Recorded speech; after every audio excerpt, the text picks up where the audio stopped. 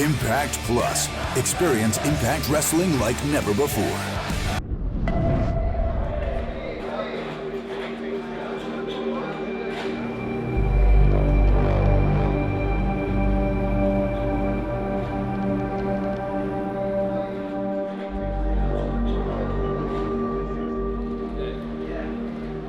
I would say that my brother and I met Sami in 2006, 2005, 2006. I've known Sami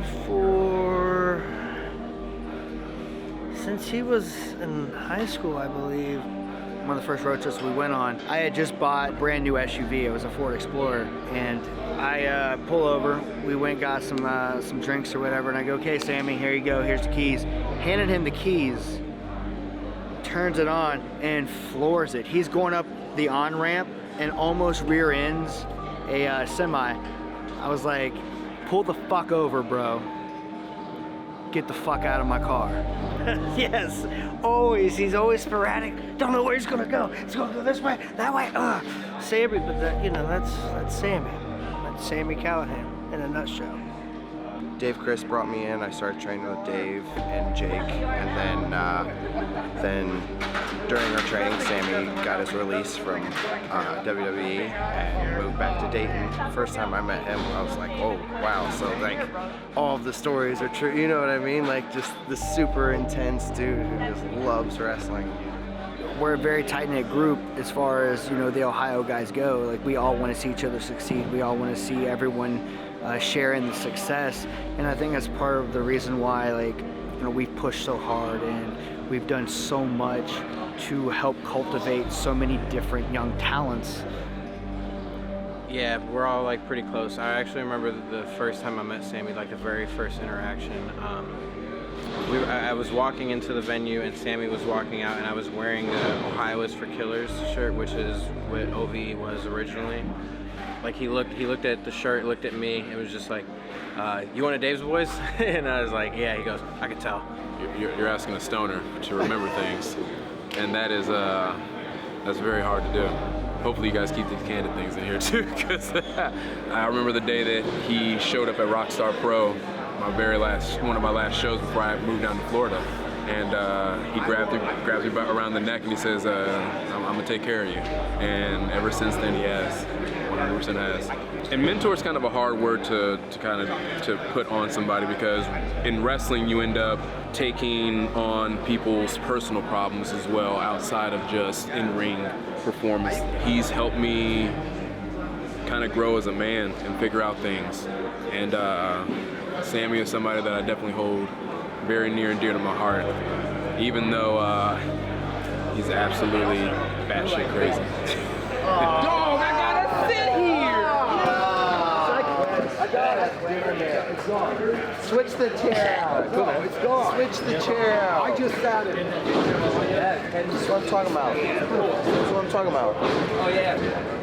Yeah, dip spit in his hand. You remember fucking spilled it on the chair right before we got to do treehouse thing. We missed. And we're sitting in the chair. I missed. Come here. Look, and it's still on the side. Get a zoom in on that. Ew. The worst dip incident ever, though, still.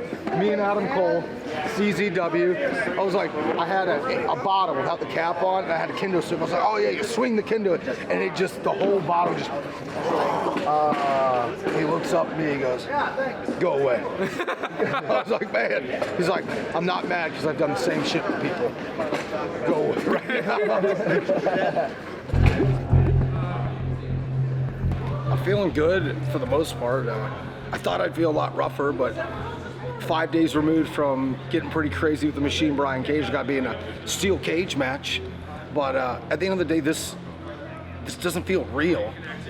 For the last 2 years, the entire roster has busted our ass to get to the point where we are, but it never felt like we were doing those big things that we were destined for. We weren't getting the coverage that we all believe we deserved. And now, like, seeing this new entranceway, seeing the coverage we're getting on Access, seeing the blowback from Bound for Glory and all the rave reviews, feels like we're superstars finally. We are stars that we deserve to be. We bust our ass to get to this point.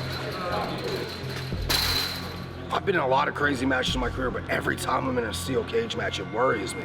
Steel cage matches are hard. They're hard on you, they're hard mentally, they're hard physically, and every single time I've ever had to do one in my career, it's always in the back of my head, like, what can I do to make this one stand out? What can I do to make this one better than the last match I'm in? After having the positive reviews that I had from Bound for Glory, I know this one has to be equal or over top what we did at Bound for Glory, or people are going to be let down. That might be my biggest fear in wrestling, is letting people down. I never want to be that guy. I never want to be someone that's underwhelming. I care too much what people think. I care too much what my peers think. I put too much pressure on myself to go out there and make everything perfect. And when it's not perfect, it gets to you. It sits on you. It weighs you down for week and week and week and week and week. So you finally have that other moment to kick that one out of your head. Steel cages hurt. There's not a lot of give. If you look, that's hard. I have been more cut up and more bruises. I've had a scar from when the cage cut me from the top, when you're not even trying to climb over it. If you look at it, these are open screws, man, that if you're getting thrown into it, it's something called science. It's force, it's weight, it's gravity. You take years off of your career / your well-being in life when you get inside these things. And I'm happy tonight, it ain't me for once.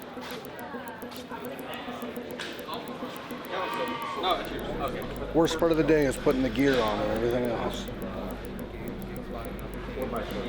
He saw me. He saw me. He knows.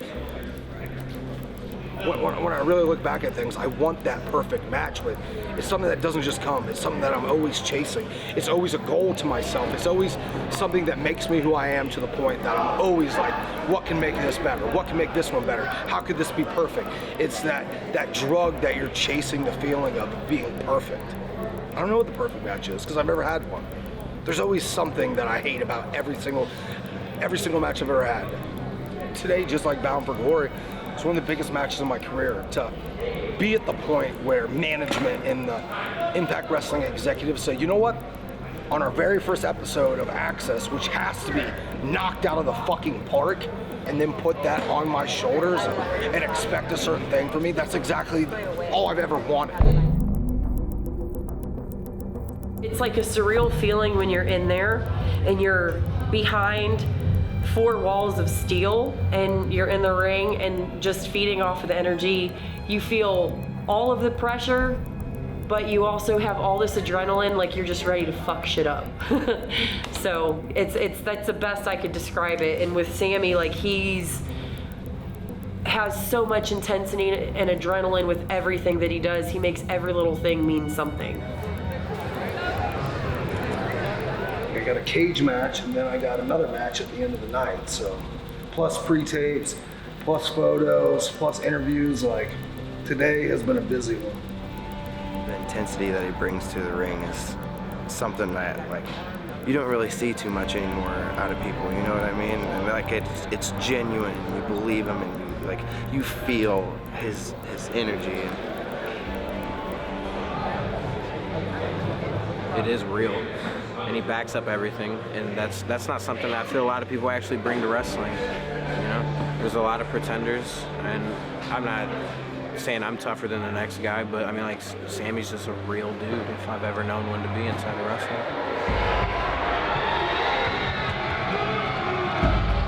Honestly, he probably would die in the ring. That's the kind of person he is. Introducing first, the challenger, representing OVE. He is the Callihan Death Machine, Sami Callihan.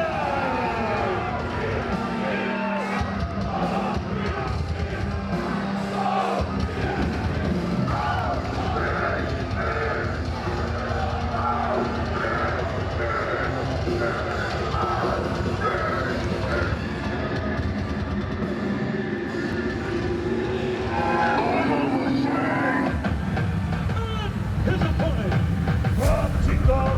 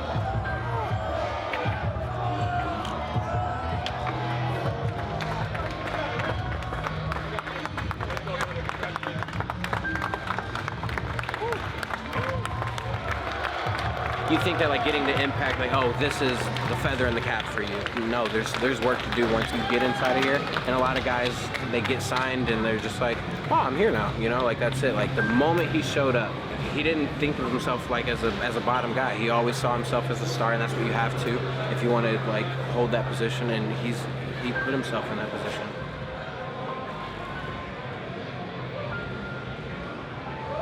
I kind of gave him his space because a lot like at Bound for Glory, he kind of just broke away and went and sat by himself. So, but this time I was like, no, I'm gonna go talk to him.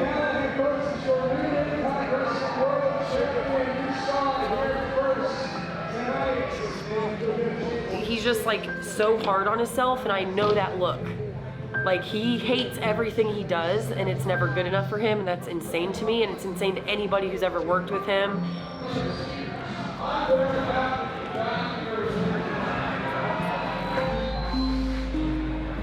Sami Callihan is the Impact World Champion.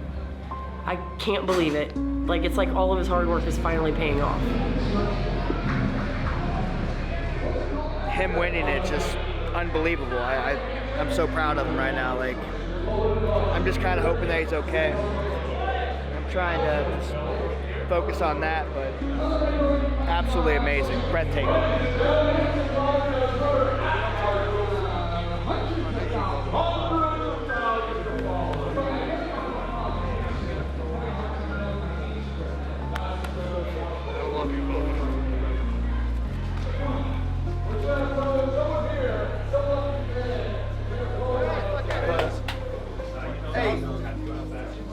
It's awesome. He deserved it, man. Legit. If there's anybody in this business that deserves something, Sami deserves that and more. That was awesome. I smashed my fucking arm in that cage. So hard, I was like, that motherfucking cage hurts. That cage hurts. Congrats, brother. Thank you. Can't chill and relax on it because you got a bunch more work you got to do. The day of Sami Callihan never ends. It's always just go, go, go, go, go, go. And that's I feel like that is a big problem in wrestling. Like, you have something that should mean a lot, but you don't have a lot of time to like sit back and reflect on it because you got to go right to the next town. You got to go right to the next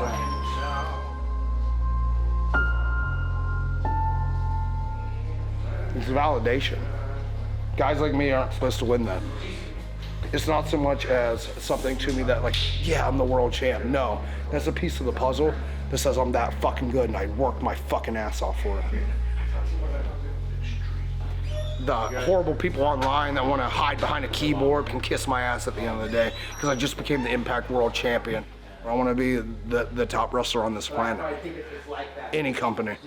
I want people to look at me and go, Sami Callihan's the one that made the Impact Championship. The championship didn't make Sami Callihan. My lip does hurt just because it's there. Whenever I talk, move my mouth, whatever. But no, everything else is still kind of just the adrenaline's still cooling down. So like I don't really notice it too much. I'll go back, shower and whatever, relax, and I might feel it more tomorrow morning. But yeah, though we can't say that I can't take a pile driver though. I took about 17 of them.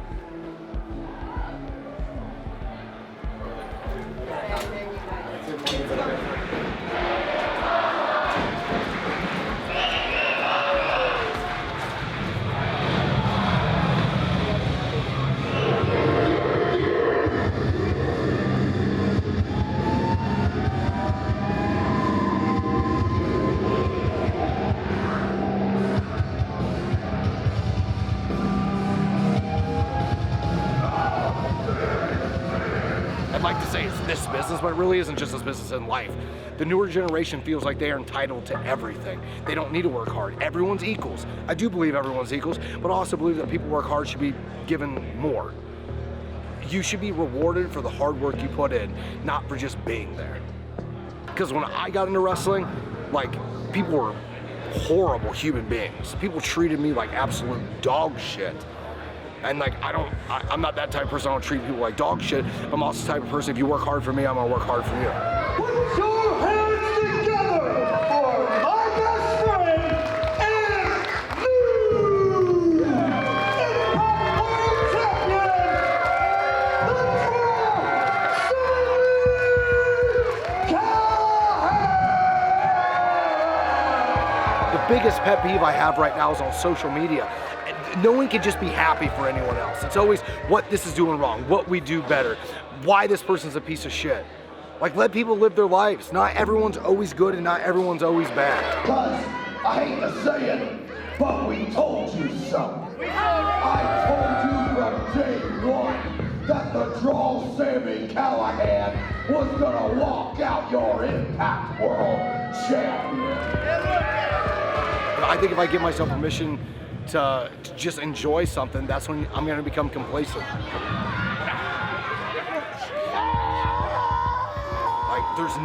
Nothing's ever gonna be good enough for me. And I had a long talk with a very good friend. He's like, oh, you're world champion. Like, you should be extremely happy. You should be like, what's the thing gonna be that's gonna make you truly happy and feel like everything's worth it? Nothing. That's just the kind of person I am. I'm a goal-oriented person. I set goals, I reach those goals, I set more goals. I hate to say it, like, I don't really have a family anymore. Like, my family is the people that I meet on the road and the people that I hold dear to my heart. That's why I wear my heart on my sleeves. Dave, Jake, Chris, Madman Fulton. We may not always get along, but I'd still bust my ass for them, and I'd always make sure that they're doing okay.